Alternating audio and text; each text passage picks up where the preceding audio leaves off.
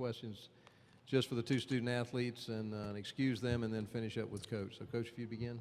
Okay, thank you, Clyde. Obviously, it was a tough loss for us. I thought our guys played their hearts out, thought we competed. Ole Miss made the plays they need to make down the stretch to win the game. You got to give them credit. Questions for either of the student athletes? If you'll raise your hand, we'll get a mic to you. Let's start on the right side. Phil, what did you guys learn about yourselves here in Nashville this weekend?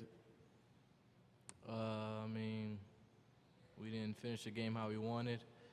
We have to get stops towards the end of the game to win close games like that. I talked to my guys. One possession doesn't lose or win you the game. I feel like for us to grow as a team, we have to buckle down and get stops at the end of games when we need them. So, other than that, that's pretty much. So another question on the right. For either of you guys, do you think you get passive towards the end of games as opposed to aggressive? Phil? No, not at all. We just try to work the clock as much as possible and get the best shot as possible. I feel like we got some great looks at the end. We just didn't knock them down. Myself, I missed a shot or two. Lawrence Bowers, he had an open shot or two where he usually makes 8 times out of 10, and I'm comfortable in him shooting those. So I feel like we didn't hit shots down towards the end of the game, but it all comes back to defense. We didn't get stops when we needed them. Other questions for either of the student athletes? Let's take another one on the right. Alex, what seed do you guys think you deserve in the NCAA tournament? To be honest, I don't even really know how that type of stuff works. I just, play who's ever in front of me. Hands up, other questions for either of the student athletes? Let's go to the front. All right, this one's to either Phil or Alex, but obviously a loss like this really shakes your confidence, and this being the last game going into the NCAA tournament, what do you think you guys need to do to really get yourselves kind of comfortable to like the level that you're used to playing going into the tournament? Phil? It doesn't shake our confidence at all. I'm going to get my guys ready to play the next game. This next game's for all the marbles. You can have all the records go out the window. Your last game doesn't matter. It's just the next game, so everybody goes into this NCAA tournament 0-0. So, no confidence at all. We're going in to win it all. Question on the left. Alex, just describe the feeling for you right now. Another really good game, but you guys lose. It's extremely frustrating, and I'm not a guy that's into more victories. I play this game to win, so it's extremely frustrating. But once I leave here, I'm just gonna let it go and focus on the future and the task at hand. Question in the back.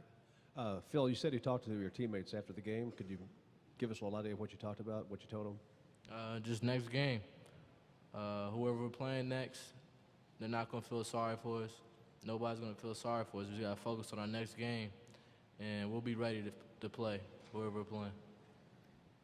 Do you have one in the back? Go ahead. Phil or Alex, I know you guys would trust Lawrence with your life, and obviously that mistake at the end, turning the ball over, something you never expect from a guy like that. What did he say, and after he made that play, and what did you guys say to kind of pick him up, I guess? Alex, would you take that one? Obviously it was a tough play, but it could have happened to anybody. And we told him to pick his head up because Lawrence has done tremendous things for us this season, and he's a tremendous teammate and a tremendous guy to play with. So there's nothing you can do. You're not going to be able to get it back. That's what I told him, and you have to move forward. Okay, we've got time for one more question for either of the student athletes. If you have one, raise your hand. All right, thank you, fellas. You can return to the locker room. And we'll continue with questions for Coach Haith. If you'll raise your hand, we'll get a mic to you, and we'll go ahead and start right on the front row in the middle.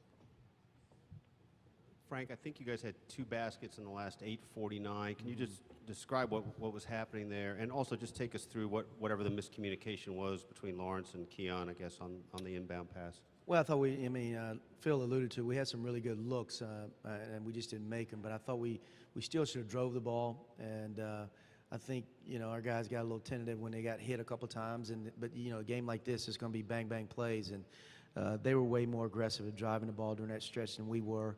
And we didn't get to the free throw line at all in the second half. So, and I think that was the difference in the game. They got to the free throw line, they made plays. We fouled Henderson on 2 3-point shots, and we weren't aggressive enough to get to the free throw line.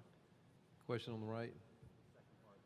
Oh, I'm sorry. You know, I think when we came out of the timeout, you know, we told the team we had another timeout, and I think Lawrence probably they fronted our guys getting the ball in bounds, and I think that surprised Lawrence a little bit, and you know, it was just a tough play.